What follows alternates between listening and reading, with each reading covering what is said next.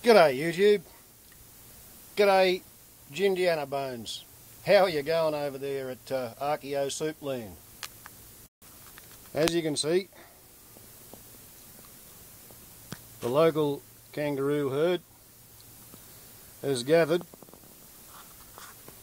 to participate in my response to your response to my movie about the Notfires, colloquially known as the Spitfires not in Burma. Therefore, I thought I should be wearing my aeroplanologist's hat, as well as the goggles and the scarf that I used to wear when I used to play with such levitation devices. It was my grandfather's scarf actually. He flew it in the First World War.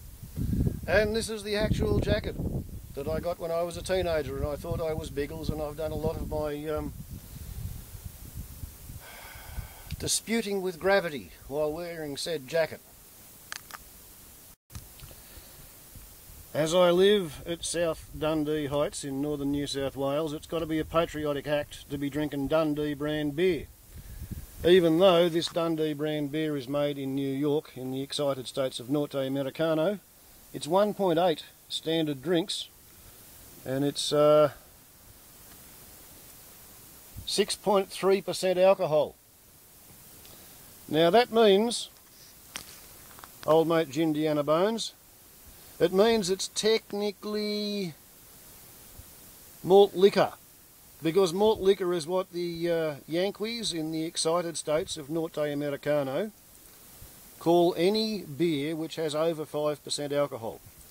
It's kind of looked down on as a bit of a lowbrow brew, and therefore the YouTube drinking community takes great pleasure in drinking strong beer and attempting to wax slightly philosophical. And so, label out for a malt liquor aeroplanology video.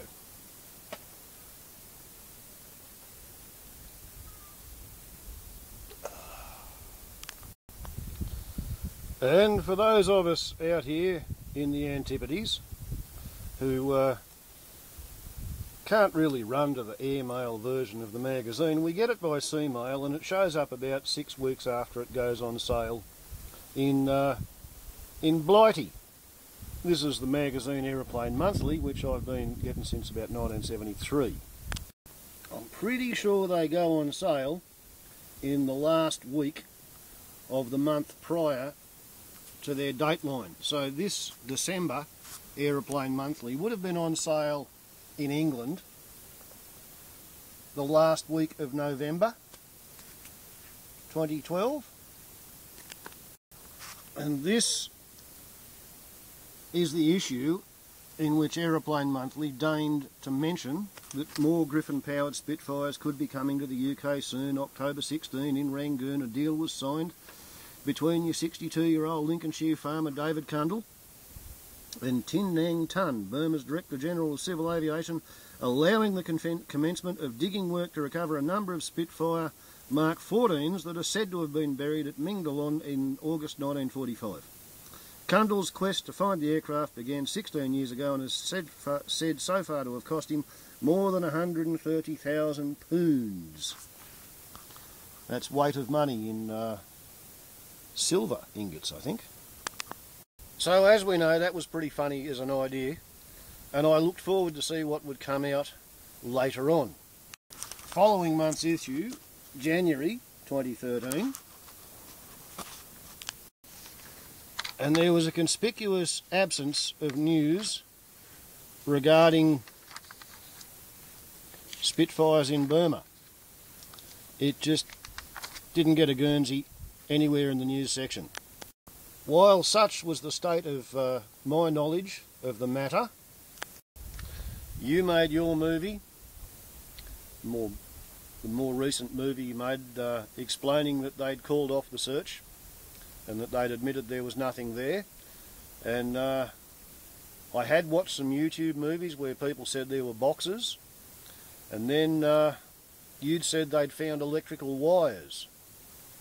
Well, yesterday, my C-mail copy of Aeroplane Monthly for February 2013, finally arrived, and it actually has enough information to put the story together.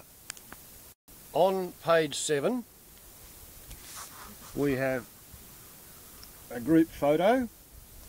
The Burma Spitfires team at the Imperial War Museum on November 28. In the centre is David Cundall, with Dr. Roger Clark from the University of Leeds on his right. Project sponsor Victor Kilsey, the CEO of Wargaming.com, is on the far right, with lead archaeologist Andy Brockman at the other end of the lineup. And what it says is Burma Spitfire dig in January. So this is like a time capsule. This is at the point where the public relations brouhaha was at its highest, and this would have come out last week of January, maybe the middle of January. Lincolnshire farmer David Cundall's quest to salvage at least 20 cratered Spitfire 14s, which it is claimed were buried in Burma during August 1945, has received substantial sponsorship from Belarusian businessman Victor Kilsey and his online games company Wargaming.com.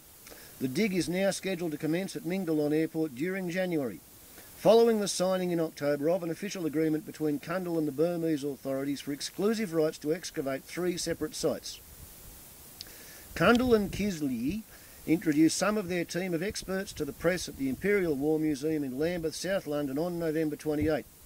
Dr. Roger Clark, Senior Lecturer in Geophysics at the University of Leeds, has been working with Cundall on the project for the past decade and has surveyed the site with ground-penetrating radar. He said, "Our readings at 2 particularly potent locations show high levels of electrical conductivity that wouldn't occur in nature. There is metal. And although this is not exclusive proof that there are Spitfires, it is consistent with the evidence we have. It would also be consistent with the story that when they dug down there, they got a box full of muddy water with an electrical conductor in the near proximity of the box."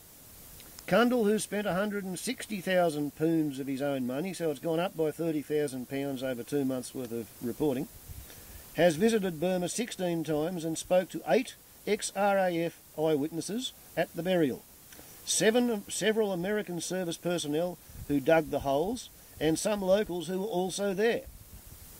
At Lambeth, the lead archaeologist on the project, London-based Andy Brockman, commented, "This is an unprecedented opportunity to tie the evidence of the story to the facts on the ground. We are here to resolve this. We hope to everybody's satisfaction." David Cundall concluded, "I can't do any more now. We really just have to get out there and start digging." Well, I feel really sorry for poor old David Cundall. He's literally made a global class fool of himself. Did he never consider that the tone of his questioning may have prompted false memories in the minds of the people that he was interrogating? Did it never occur to him that just because there was an interesting theory that wouldn't it be nice if there were some Burmese Spitfires buried in a box somewhere, 20 of them, because somewhere somebody couldn't bear to watch them being destroyed at the end of the war when the world was disarming? It's a Wibniff story. There were some aircraft which were buried underground. People dug a trench and rolled the aircraft into it and filled the trench, and 20 or 30 years later they excavated the dirt and pulled the aeroplane out and somebody else restored it. There was a Lockheed Lightning, a P-38, that went down on a glacier and slowly sunk down to the bottom of the ice and got entombed. Somebody showed up there with a steam generator and melted a hole around the aeroplane and disassembled it at the bottom of the glacier and pushed it up through the tunnel to the surface, and they restored it and reassembled it, and it flies these days. It's called Glacier Girl.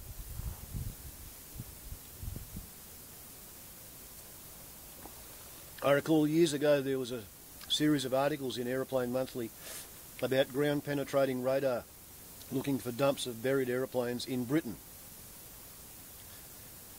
Occasionally you might find one aeroplane buried by freak of nature or by deliberate design of somebody who wanted to save it. But before you go spending money looking for such things, you have to substantiate the paper trail to prove that the thing was ever there in the first place. There was good documents about the Glacier Girl. There was, perfect first-hand knowledge about P-40s in Canada that were buried at the end of the Second World War. Here we have the white-winged chuffs come for a bit of a visit, seeing as we're talking about aeronautical subjects, aerodynamics and aviation.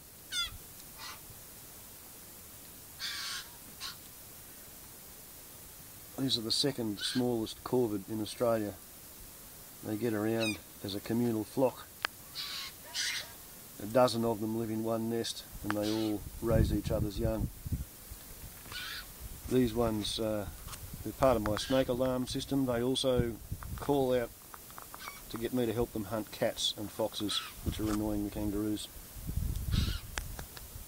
So if you've got a genuine paper trail, formal official evidence that there's an old rare aircraft lurking somewhere, then fine, go ahead and look for it. If somebody came up with a paper trail of receipts and registrations to document the lurking remains of the Sopwith Dove, which was a converted Sopwith Camel which was shipped to Australia in 1919, I would probably cross the continent to look for it. Somebody brought a Sopwith Camel to Australia and flew it for a while, had it on the register, and then it disappeared in the 1920s. Nobody knows where the Sopwith Camel went. Somewhere there's a Clerget Camel with a jury-rigged back seat in Australia. But Spitfires in Burma? World War II Spitfires in Burma?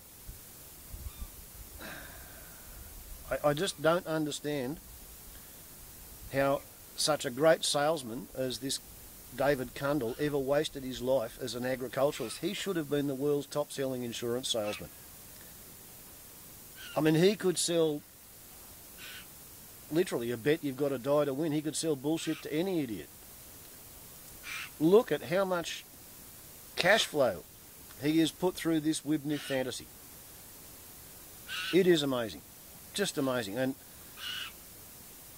I reiterate my stance that it sort of reflects dishonourably on archaeology as a discipline, that they would go along with the idea of digging holes in a place where there's no evidence that it's even possible for the target treasure to be there. It's not like going to dig up a Plantagenet king under a parking lot in Britain, because there was a Plantagenet king in Britain, and there was a local legend that said he was died and buried there, and there were local yokels who'd heard it from their Humpty Hump great-grandparent.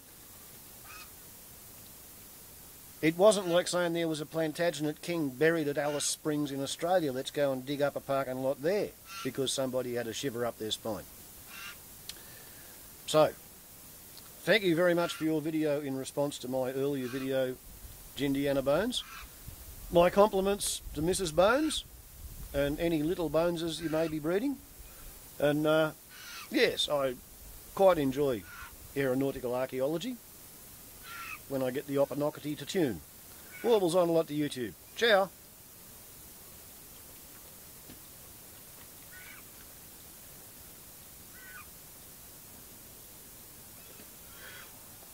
Ah well, no flying today. It's 8 hours from bottle to throttle, old boy. Cheers!